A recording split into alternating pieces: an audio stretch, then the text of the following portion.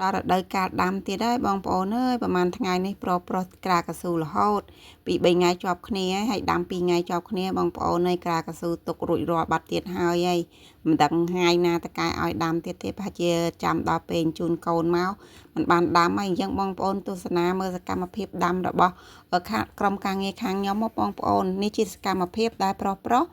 គាត់ទាញកស៊ូបងប្អូនប្រើកម្លាំងបាយបែបនឹងឯងយើងខាងខ្ញុំនេះអត់ប្រើអត្រាក់ទេបងប្អូនអត់ប្រើគោយន្តឬអត្រាក់អីទាញកស៊ូទេគឺប្រើមនុស្សទាញអញ្ចឹងហ្មងបងប្អូន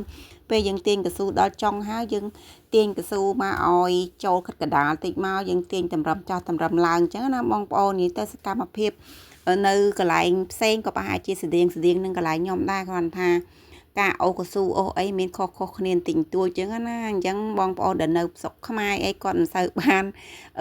ដឹងបានយល់ដោយថាគាត់ចង់ដឹងចង់ឃើញដែរអញ្ចឹងគាត់អាចមើលវីដេអូនេះបានបងប្អូនអើយទុកជាការកែកម្សាន្តក្នុងអារម្មណ៍អញ្ចឹងណាបងប្អូនព្រោះថាសកម្មភាពនៅក្នុងប្រទេសកូរ៉េធ្វើការខាងកសិកម្ម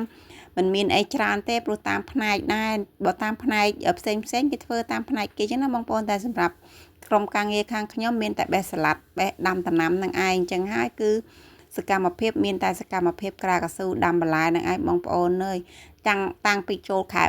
3ចិត្តពាក់កណ្ដាលខែ3មកគឺតកែខ្ញុំចាប់ផ្ដើមពមៀញឹកក្នុងការដាំដែរបងប្អូនព្រោះថាអាបន្លែចាស់អញ្ចឹងចាប់ផ្ដើមចោលដែរបងប្អូនហើយប្រុសក៏ក្រាកស៊ូគាត់ឃើញគាត់ជន់រុនហ្នឹងគឺជន់ឲ្យដៃហាប់ទៅបានយើងដោតកូនដេកគោលជ័រហ្នឹងបងប្អូនព្រោះពេលយើងដោតអញ្ចឹងទៅបើយើងអត់ជន់ទេដីធូរពេកយើងដោតអត់ជាប់ទេពេលយើងដោតជន់កស៊ូរត់ចុះរត់ឡើងប្រុសគាត់ក្រាកស៊ូរួចរាល់ហើយស្រីក៏គាត់ចូលដាំដែរអញ្ចឹងណាបងប្អូនហើយចំណែកកស៊ូគឺកាឡាផ្សេងគ្នាអានេះជាកស៊ូកាឡាល្អិតណាបងប្អូនកាឡាល្អិតហ្នឹងកាឡាញឹកជាងដាំសាឡាត់នៅពេលដែលយើងដាំស្ពៃក្រហមបងប្អូនកាឡាញឹកជាងដាំសាឡាត់ក្រហមសាឡាត់ខៀវអញ្ចឹងឃើញកស៊ូពណ៌ដូចគ្នាពណ៌សដូចគ្នាមិនមែនកាឡាដូចគ្នាណាបងប្អូនឲ្យថាមានរុនញឹករុនវើលអញ្ចឹងណាបងប្អូននេះជាកាឡាសម្រាប់ដាំស្ពៃក្រហមបងប្អូនអញ្ចឹងក្រុមការងារគាត់ចូលទៅដាំហើយដោយថាមុនបាយគឺដាំបានខ្លះហើយអញ្ចឹងនៅពេលដែលយើងដល់ម៉ោងបាយយើងទៅហូបបាយសិននៅពេលដែលចូលម៉ោងការងារវិញបានយើងចាប់ផ្ដើមនាំគ្នាមក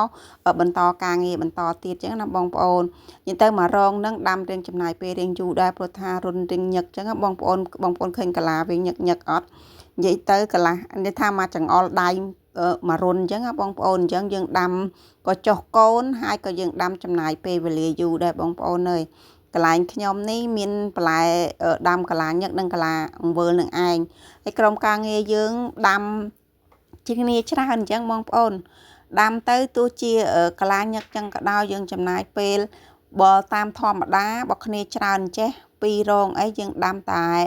3ម៉ោងអីរួចរាល់ហើយណាបងប្អូនសម្រាប់គ្នាច្រើនតែបើថាគ្នាតិចវិញបងប្អូនអើយ4នាក់អីមករងនឹងដាំអត់ហើយទេក្នុងមួយល្ងាចបងប្អូនមិនតែនៅពេលដែលយើងដាំកស៊ូក្លាល្អិតអញ្ចឹងគឺតកែគាត់ដាក់គ្នាច្រើនហើយព្រោះថាឲ្យឆាប់ហើយបើយើងដាំក្រោយហើយពេកចុកដៃចុកជើងបងប្អូនឥឡូវពួកខ្ញុំដាំហើយវីដេអូមានប៉ុណ្ណឹង